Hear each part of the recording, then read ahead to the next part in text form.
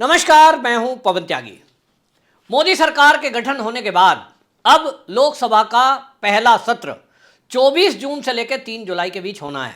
और जैसा कि मैंने आपको पहले बताया कि इस सत्र में 9 दिन के इस सत्र में सबसे पहले सभी जो सांसद जीत कर आए हैं वो शपथ ग्रहण करेंगे, उसके बाद राष्ट्रपति जी का अभिभाषण और उसके साथ ही स्पीकर और डिप्टी स्पीकर की नियुक्ति, ये काम होना है। और इसलिए 24 जून को जब ये सत्र शुरू होगा उसके तीसरे दिन यानी 26 जून को स्पीकर पोस्ट के लिए कौन नियुक्त होगा इसका फैसला होना है। हालांकि भारतीय जनता पार्टी ने अपनी तरफ से जो गठबंधन के बाकी दल हैं, एनडीए के घटक दलों से बात कर ली है। उसके लिए टीडीपी और जेडीयू दोनों दलों से बात हो गई। जेडीयू के जो नेता हैं केसी त्यागी, उन्होंने पिछले दिनों बयान दे दिया कि भारतीय जनता पार्टी सबसे बड़ा दल है, वो अपनी तरफ से क्या करता है फैसला वो उसके ऊपर है। बड़ा धर्म निभाने के लिए अगर वो किसी और दल को इसके लिए अपने आप बोलेंगे तो ठीक है, वरना हम सब उसको सपोर्ट करेंगे जो भारतीय जनता पार्टी नाम तय करेगी। यानी एक बार से इन्होंने जो गठबंधन के दो बड़े दल हैं जेडीयू और टीडीपी, उन्होंने ये बता दिया कि भारतीय जनता पार्टी सबसे बड़ा दल होने के कारण हमने ये फैसला उनके ऊपर छोड़ा है। अब जब उनके ऊपर छोड़ा है तो कौन हो सकता है, इसको लेकर अभी चर्चा चल ही रही है। भारतीय जनता पार्टी में ओम बिड़ला फिर से एक बार स्पीकर होंगे, क्योंकि जिस तरह से सभी मंत्रियों को मंत्रालय उसी तरह दिया गया जो पिछली सरकार में था। वित्त मंत्री निर्मला सीतारमण थी, उनको वित्त मंत्रालय दिया गया। एस जयशंकर विदेश मंत्री थे, उनको विदेश मंत्रालय दिया गया। और इसी तरह हमने देखा गृह मंत्री अमित शाह को गृह मंत्रालय और राजनाथ सिंह जी को रक्षा मंत्रालय। अब इस बीच में यह समझा जा रहा है कि ओम बिड़ला जी को भी स्पीकर पर रिपीट किया जाएगा। लेकिन इसी बीच कांग्रेस ने अब जो उनकी सीटें बढ़कर 99 हुई हैं उसका उनके अंदर गुमान समझ लीजिए, अहंकार समझ लीजिए, अपनी ताकत का अहंकार उनके अंदर है। और उनका तो दावा यह भी है कि हमारे पास जो संख्या बल है हम तो कभी भी ये सरकार भी गिरा सकते हैं। तो उन्होंने तय कर दिया कि ठीक है, स्पीकर आपका बनेगा, क्योंकि बहुमत एनडीए के पक्ष में है और 292 का आंकड़ा पार हो रहा है, 294 सीटें एनडीए के पास हैं। लेकिन डिप्टी स्पीकर पद अगर हमें नहीं दिया गया, यानी कांग्रेस मांग कर रही है, सबसे बड़ा दल वही है और विपक्षी दल का नेता भी उसी में से तय होना है, तो उन्होंने मांग रखी है अपनी कि यदि आपने डिप्टी स्पीकर का पद कांग्रेस या इंडी गठबंधन को नहीं दिया तो हम फिर चुनाव के लिए मैदान में उतरेंगे। मैंने आपको पहले भी बताया जैसे कि परंपरा रही है कि आमतौर पर सर्वसम्मति से, क्योंकि देखिए संख्या सबको पता है, क्लियर कट दिखाई दे रहा है कि जो बहुमत का आंकड़ा चाहिए उससे 20 फालतू एनडीए के पास हैं, तब जानते बूझते ऐसा कोई विपक्षी पार्टी का दल नहीं है जो चुनाव के लिए बात करेगा, क्योंकि उसको पता है कि चुनाव का रिजल्ट क्या होना है।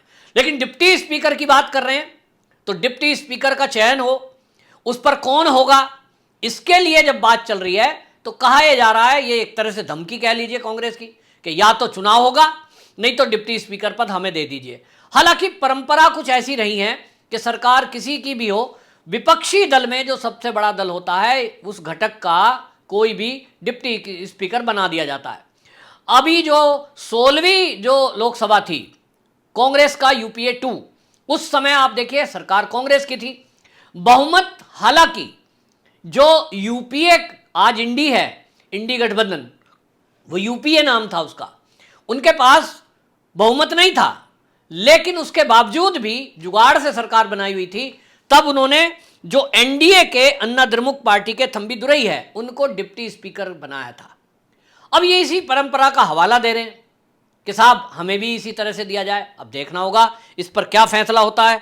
हालांकि अभी तक आपको बता दूं, भारतीय जनता पार्टी के सूत्रों के हवाले से जो खबरें आई हैं, मेरे पास जो जानकारी है कि ओम बिड़ला को स्पीकर बनाया जाएगा और डिप्टी स्पीकर के लिए ये, क्योंकि टीडीपी बड़ा दल है जेडीयू के बाद, वहां से एक नाम तय किया जा रहा है डी पुंदेश्वरी का। और डी पुंदेश्वरी आपको बता दूं पहले जो है वो यूपीए 2 जो रही है उसमें वाणिज्य और उद्योग मंत्री थी, यानी कांग्रेस की केंद्र की सरकार में। फिर वो बीजेपी में शामिल हो गई 2014 में और उनको आंध्र प्रदेश का प्रदेश का अध्यक्ष बना दिया गया।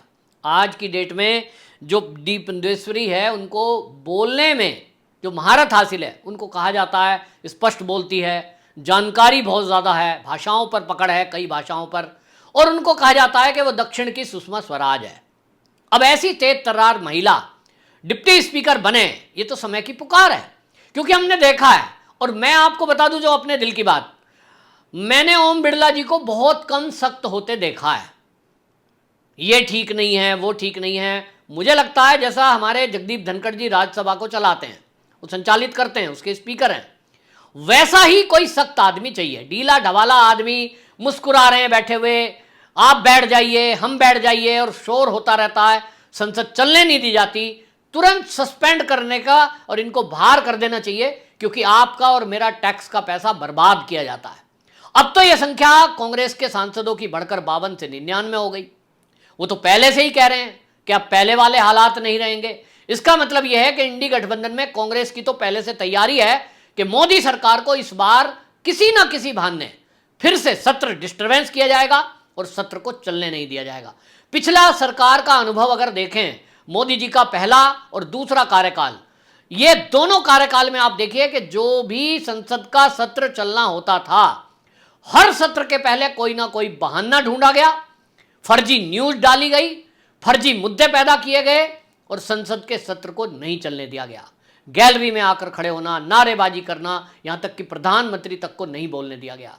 तो जब ये थोड़ी संख्या में थे तब ये नहीं चलने दे रहे थे, आज तो संख्या बढ़कर 50 की संख्या इसमें ऐड हो गई है। तो अब आप सोचिए कि मोदी सरकार अपने सत्रों को कैसे चलने देगी।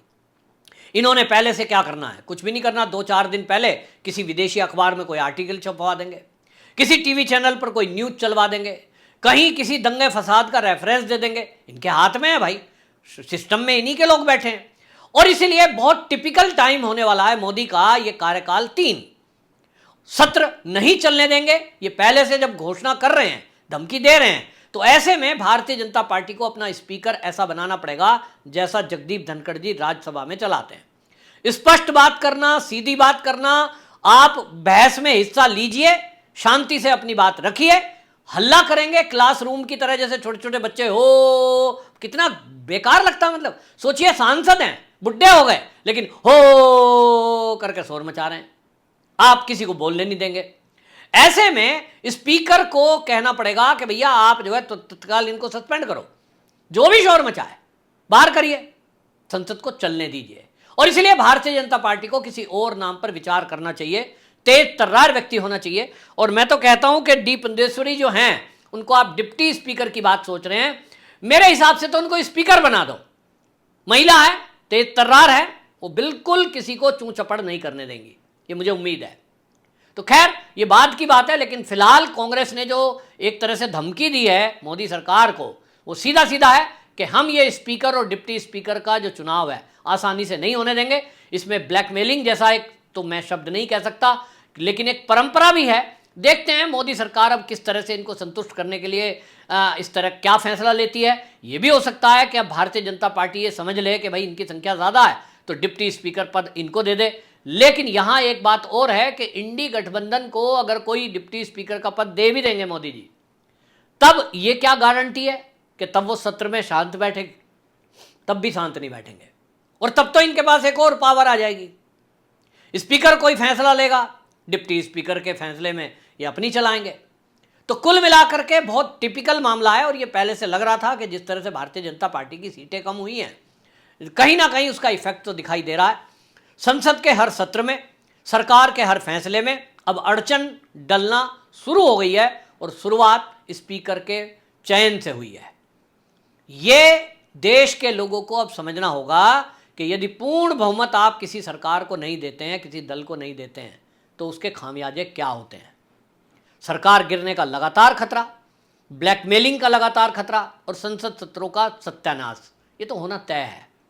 क्योंकि किसी इस देश के विपक्षी दलों के नेताओं को खास तौर पे आप देखें, उन्हें देश की अर्थव्यवस्था से, देश के नुकसान से मुझे नहीं लगता कुछ फर्क पड़ता है, उन्हें शोर मचाना है। तो ये बहुत गंभीर मुद्दा है। बहरहाल देखते हैं अब इस पर क्या फैसला होता है आगे। लेकिन भारतीय जनता पार्टी ने अपनी तैयारी की है, और ऐसा भी कई बार देखने में आया है कि जो विपक्षी दल के नेता हैं, इसमें क्योंकि व्हिप जारी भी होता है, लेकिन कई बार अंतरात्मा की आवाज़ पर छोटे दल या तो निर्दलीय वो अपना वोट कास्ट कर देते हैं। तो ये संख्या बढ़ सकती है। डिप्टी स्पीकर पोस्ट भी भारतीय जनता पार्टी को मिलेगी, इसी की उम्मीद अभी तो मुझे दिखाई दे रही है। आपकी क्या राय है, कमेंट बॉक्स में जरूर बताएं। वंदे मातरम।